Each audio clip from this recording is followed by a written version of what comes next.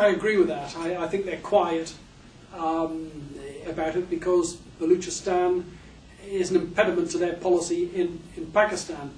Having said that, I think it is true there is a large community of Pakistanis in the UK which have some influence, but for slightly different reasons. I mean, the Pakistan community in a number of parliamentary constituencies inside the United Kingdom are quite decisive in who they vote for.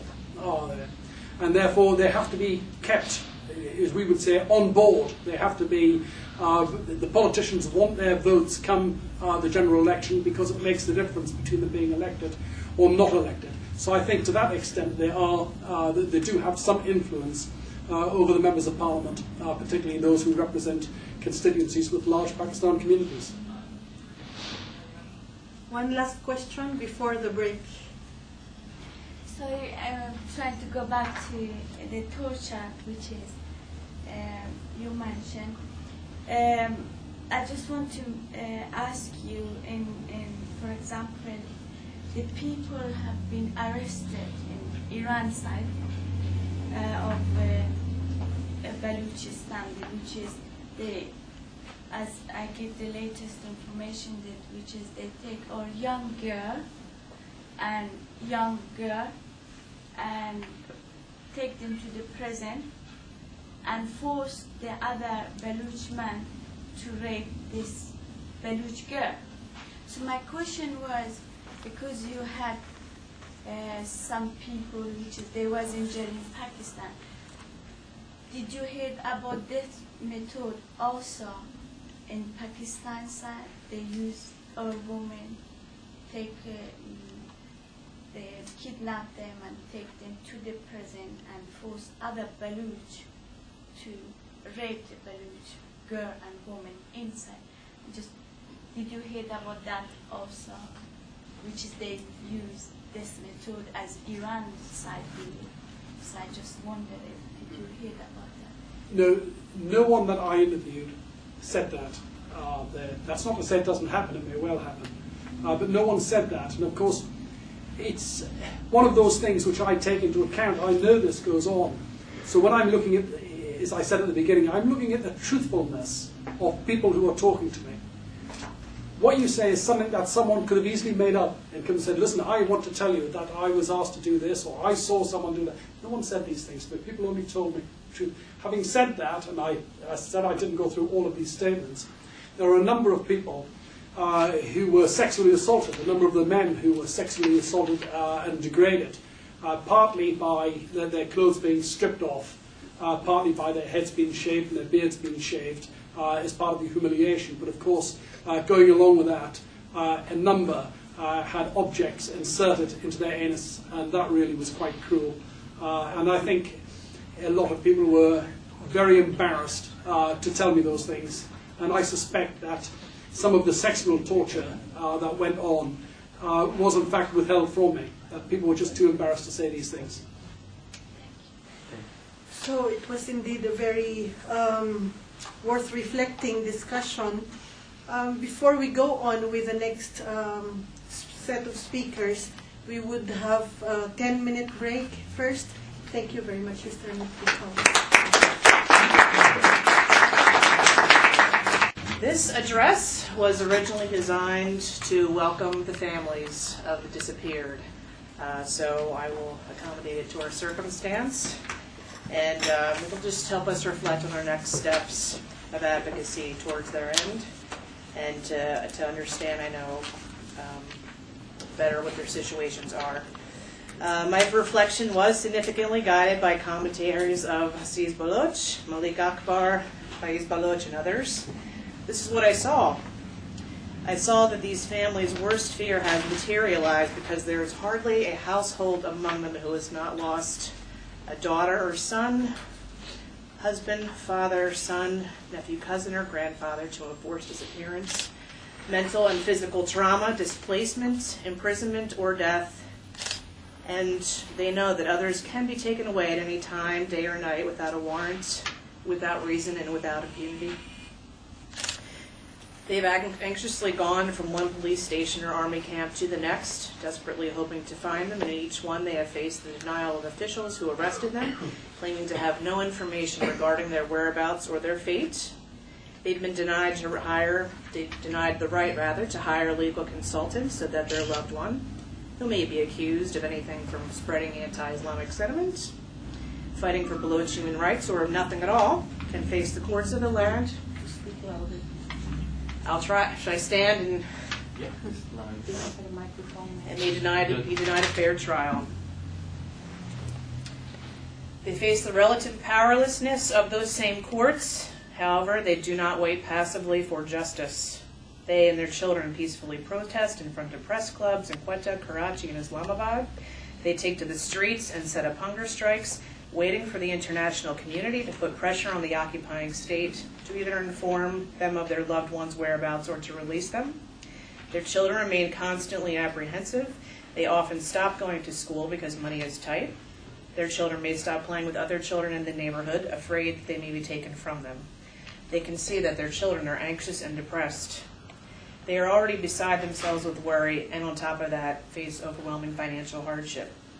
They make the additional sacrifices necessary to pull together under the umbrella of Voice for Baloch Missing Persons. They endlessly speculate about the whereabouts of their loved one and the possible circumstances under which they may be languishing.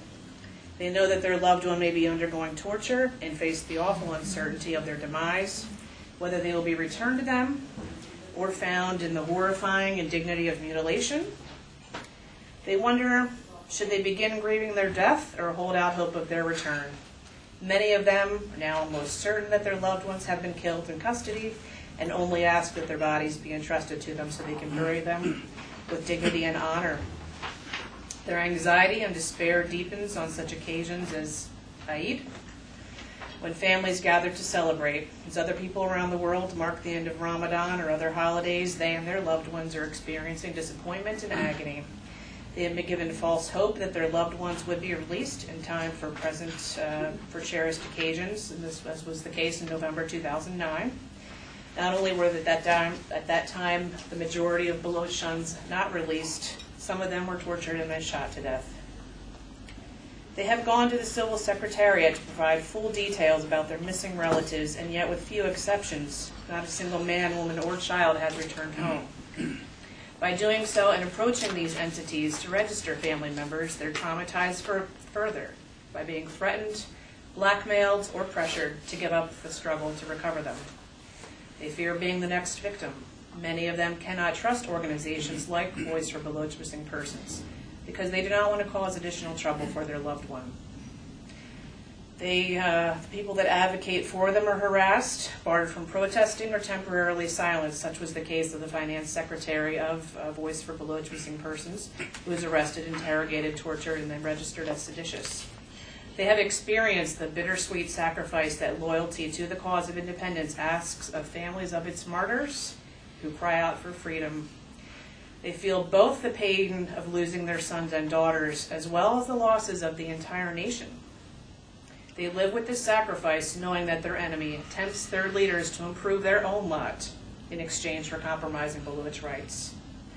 They plead for justice now, even in absentia, and ask of this state, which has devalued human life and violated international law and the Geneva Conventions, be held accountable. The International Voice for Baloch Missing Persons will do our very best to see that the cries are heard, that justice is done. We want to help put their hearts at rest. We are here to advocate for them. We stand in solidarity with them and persevere alongside this working group in effort to recover them. We extend to them our prayers. We strive to be as fearless in the face of personal and political risk as they have been, and ultimately seek to bring all the resources heaven or earth can afford and the forces of heaven to bear on their inalienable right to be safe and to be free. Thanks. Thank you very much, Ms. Deemer, for sharing with us about phenomenon of enforced disappearances in Balochistan, the effects of the families, which are also the same effects of families of the disappeared in other countries. So we have common pain and the common struggle, and hopefully common victory in the fight against injustice, against impunity. So now we would like to open the floor to questions. Yes, ma'am. Approximately how many Baloch live in exile in the West? I do not know how many Baloch live in exile in the West. Gentlemen, ladies? Just live in exile. Well, I mean, it's very difficult to. I'm sorry to just No, take please. it, but I think I was one of them. I'm one of them anyway. So I've been here for quite a few years. All estimate we get something like few hundreds in Sweden, maybe 400 to 500 is just my estimate, and the same number I think slightly less in Norway. Up to maybe 100 maybe in Denmark, about 500 to 1,000 in the UK, and I don't know what in Canada. It could be another maybe a couple of hundreds. So it's not really large number, and most of the refugees or political refugees, Baloch political refugees, you're thinking in the last 30 years since the Islamic regime came. And then after the main problems that we had with Pakistan, so most of the political refugees, Baloch political refugees, are from last 30 years, 25 to 30 years really. So we are talking about maybe 2,000, if we just have some rough estimate. In total? Yes, in European, Yeah. but you have to remember that many thousands are displaced internally. So there are a lot of Baloch who left their hometown, like in eastern Balochistan occupied by Pakistan, and they are in Sindh, another region, or they've gone to Pashtun, even to Pashtun area. We are talking about quite a large number, maybe a few hundred thousands of Baloch people. So then does Pakistan, when they leave or escape from Balochistan, does Pakistan move into their homes, and do they send in Pakistanis from other areas into Balochistan to change the topography? Yes, they do. I mean, what usually happens, like recently, I think it was a couple of weeks ago, you get Pakistani military going to one area, really destroying, those people, specifically those people that, they've got some connection with political activities, destroy their houses, burn their houses, and yes, I mean, if you see on the corner, there is some picture. They burn their houses, they burn their shops, and it's just like looting and taking everything really they want. In some areas, it's always been like a curfew. There's a military always stationed since Balochistan was occupied. In particular, in those areas that they're economically significant for Pakistani regime, for Pakistani government. When you got gas, which is one of the main source of gas is in Balochistan,